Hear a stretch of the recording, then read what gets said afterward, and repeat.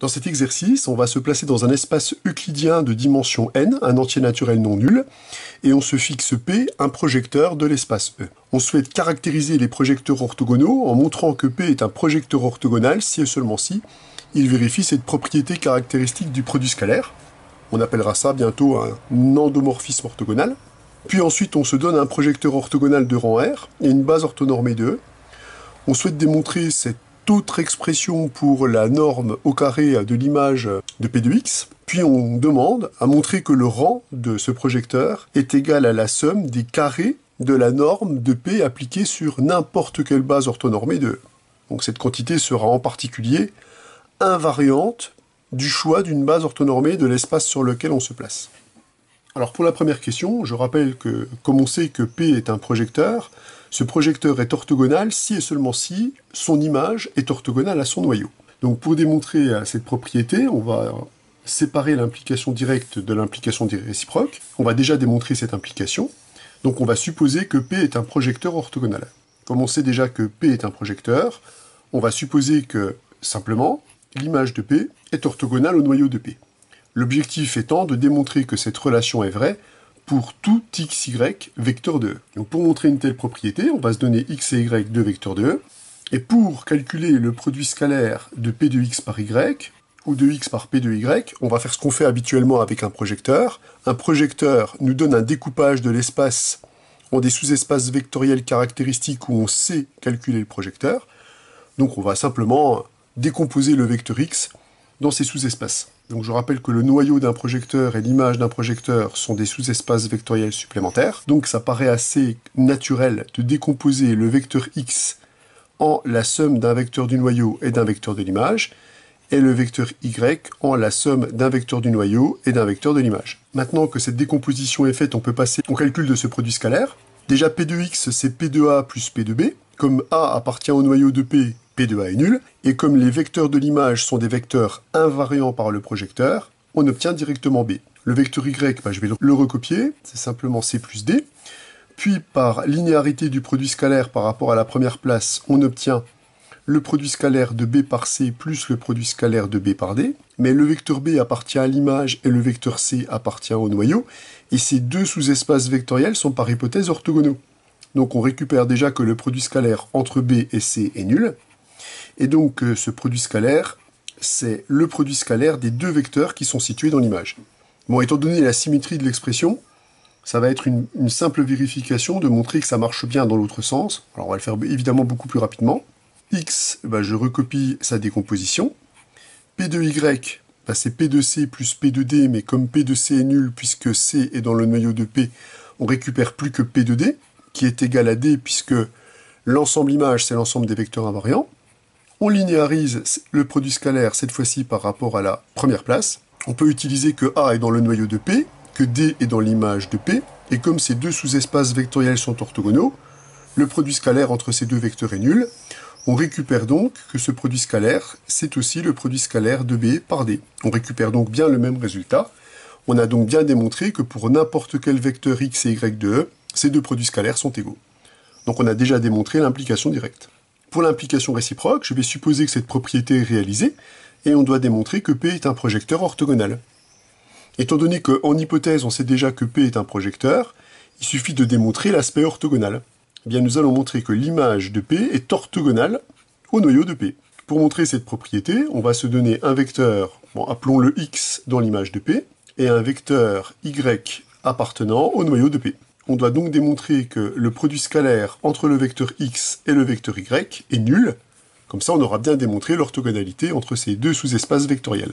Alors pour ça, on se doute bien qu'on va utiliser cette propriété, et pour utiliser cette propriété, il faut d'une certaine façon introduire P de x ou P de y. Mais je sais que les vecteurs qui sont dans l'image de P, ils sont invariants. Donc x, je peux très bien le réécrire P de x, puisque pour tout vecteur de l'image, P de x est égal à x. Or, grâce à cette propriété, je vais pouvoir reporter l'application P sur la deuxième place. Sauf qu'en deuxième place, on y trouve un vecteur qui est dans le noyau de P. Donc on récupère le produit scalaire de x par le vecteur nul, et comme tout vecteur est orthogonal au vecteur nul, ce produit scalaire donne bien 0. On vient donc de démontrer que le produit scalaire entre n'importe quel vecteur de l'image et n'importe quel vecteur du noyau est nul. On vient bien de démontrer que ces sous-espaces vectoriels sont orthogonaux. Comme par hypothèse P est un projecteur, on obtient bien un projecteur orthogonal. Petit bonus, cette propriété elle va nous permettre de démontrer que la matrice d'un projecteur orthogonal dans une base orthonormée est une matrice symétrique. Donc je vais me donner évidemment P un projecteur orthogonal, et comme base orthonormée, je vais prendre la base ronde qui est une base orthonormée quelconque de E. Donc je prends une base orthonormée quelconque de E, et je vais appeler A par exemple la matrice de mon projecteur orthogonal P dans la base ronde. L'objectif est de démontrer que la matrice de P dans la base ronde est une matrice symétrique. Alors pour ce faire, je vais appeler AIJ les coefficients de ma matrice, et l'objectif est de démontrer que AIJ est égal à AJI. Et pour ça, on va voir que exprimer une matrice dans une base orthonormée est plutôt intéressant. Donc quand on écrit la matrice d'une application linéaire dans une base, on sait qu'on écrit en colonne les images des vecteurs de la base de départ, qu'on décompose dans la base d'arrivée. Ici, comme on travaille avec un endomorphisme, c'est évidemment la même. Ce qui est intéressant, c'est de pointer ce qu'il se passe quand on travaille avec le coefficient qui est situé sur la i-ème ligne et sur la j-ème colonne de la matrice. Donc s'il est sur la j-ème colonne, il correspond à la décomposition d'un vecteur de la forme P de EJ, et pour être sur la i-ème ligne, on va regarder sa coordonnée par rapport à EI. Donc pour récupérer le coefficient AIJ. Or, ici, on retrouve les coordonnées du vecteur P de EJ décomposées dans cette base orthonormée. On bénéficie donc des calculs dans une base orthonormée. Pour récupérer la composante selon le vecteur EI d'un vecteur dans une base orthonormée, eh bien on sait qu'il suffit de faire le produit scalaire par rapport au vecteur de cette base orthonormée. On va récupérer exactement la coordonnée associée. Ce qui veut donc dire que le coefficient de la i-ème ligne et de la j-ème colonne de P, puisque ma base est orthonormée, c'est le produit scalaire entre P de EJ et P de EI. Mais comme nous, on vient de démontrer que ce produit scalaire, c'est aussi le produit scalaire de EJ par P de EI, et par symétrie de ce produit scalaire, je peux évidemment réécrire cela P de EI scalaire EJ, on récupère par le même biais la coordonnée de la i-ème colonne de la matrice et de la j-ème ligne, c'est-à-dire on va récupérer le coefficient AJI, toujours grâce aux règles de calcul dans une base orthonormée. Moralité, on vient bien de démontrer que un projecteur orthogonal, si vous exprimez sa matrice dans une base orthonormée, vous récupérez une matrice symétrique, puisque pour tout IJ compris entre 1 et n, AIJ est égal à AJI. On voit aussi qu'en exprimant la matrice d'une application linéaire dans une base orthonormée, nous permet de voir que les coefficients de la matrice s'expriment donc directement comme des produits scalaires. Pour la deuxième question, fixons notre objectif. Nous devons montrer que pour tout vecteur x de E, la norme de P de x au carré est égale au produit scalaire de P de x par x.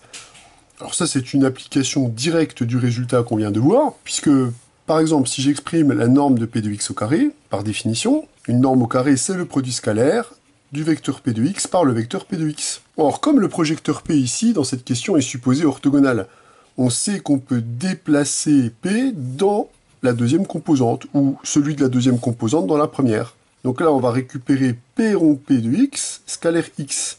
Donc là, j'utilise la propriété qu'on a démontrée tout à l'heure.